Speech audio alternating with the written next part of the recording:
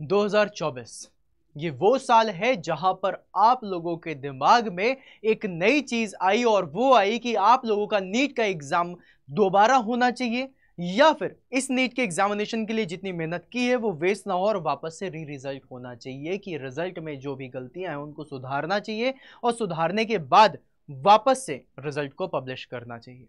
बहुत सारे स्टूडेंट्स हैं जो कहते हैं सर एग्जामिनेशन वापस से होना चाहिए और बहुत सारे स्टूडेंट्स हैं जो कहते हैं एग्जामिनेशन आपका दोबारा नहीं होना चाहिए, जबकि जो रिजल्ट में कमियां हैं उन कमियों को दूर करना चाहिए।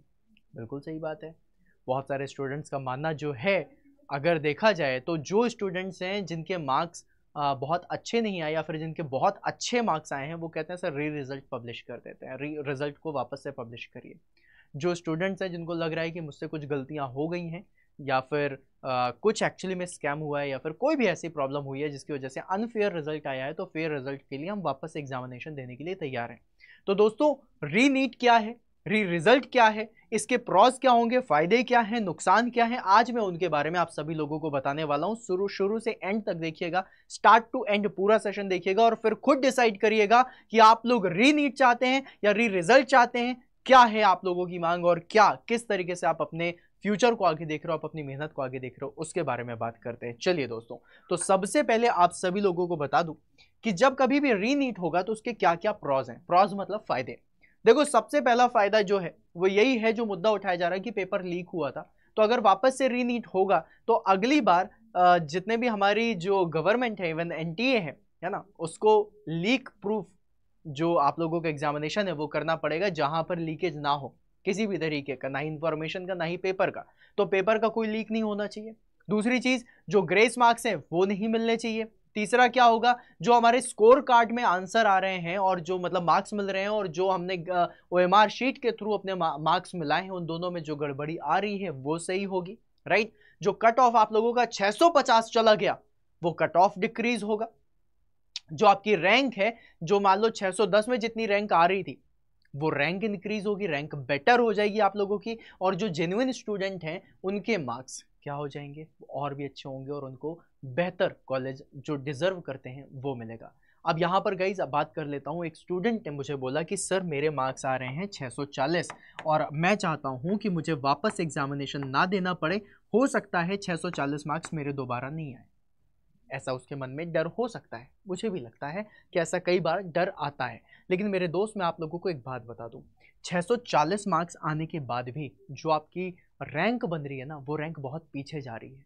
अगर रीनीट होता है और इसमें अगर आप लोगों की रैंक देखी जाए, कट ऑफ कम जाता है, तो 640 मार्क्स में जो आपकी रैंक है वो बेहतर हो सकती है। अब ये तो हो गए इसके फायदे। नुकसान क्या है, रीनीट के जो लॉसेज हैं वो बता देता हूँ। सबसे बड़ा लॉस इमोशनल लॉस है कि एक बार और एग्जामिनेशन देना पड़ेगा।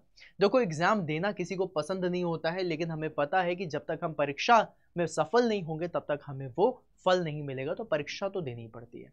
अब एक बार और एग्जामिनेशन होगा, जब एक बार और एग्जाम होगा तो एक बार और डेडिकेशन दिखाना पड़ेगा, कुछ दिन और कॉम्प्रोमाइज करनी पड़ेगी अपनी लाइफ में, जहां पर आप अपने दोस्तों से नहीं मिल पाओगे, जहां पर आप मूवीज देखने नहीं जा पाओगे, सोशल मीडिया से दूर रहोगे और 24/7 आपको पढ़ाई के बारे में सोचना पड़ेगा। ये जरूर होगा। इन सारी चीज़ों में आपका थोड़ा एक्स्ट्रा टाइम भी लग सकता है। जहां पर आप अपने कॉलेज के बारे में, अपनी काउंसलिंग के बारे में सोच रहे हो, वहां पर आपको फिर से एग्जामिनेशन के बारे में सोचना होगा।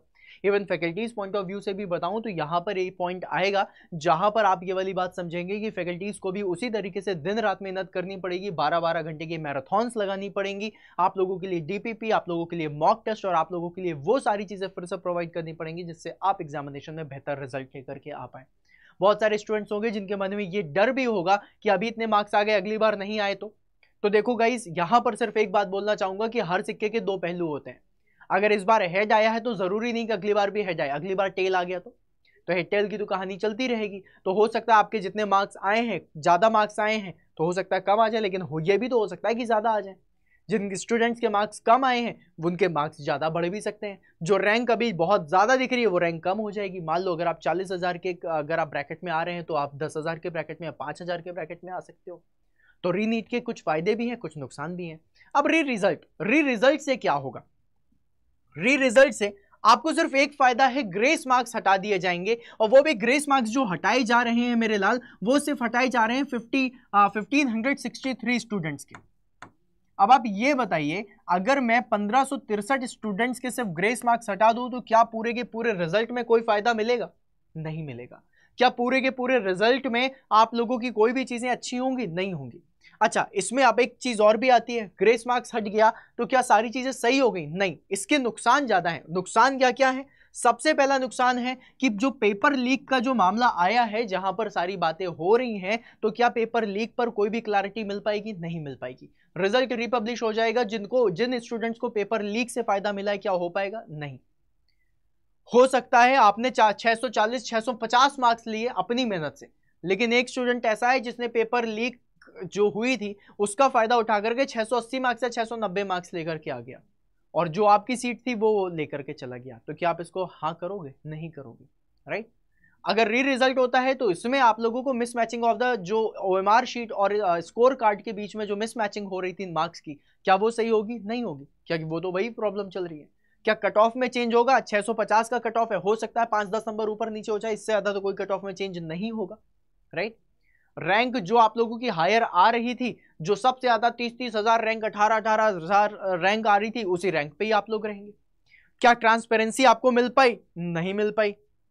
और री रिजल्ट आएगा तो ऐसा तो नहीं होगा ना कि आज के दिन रिजल्ट आया और कल आप लोगों का सारी मतलब आज के दिन आपने मांग करी हो, कल के दिन री रिजल्ट आ जाएगा? नहीं।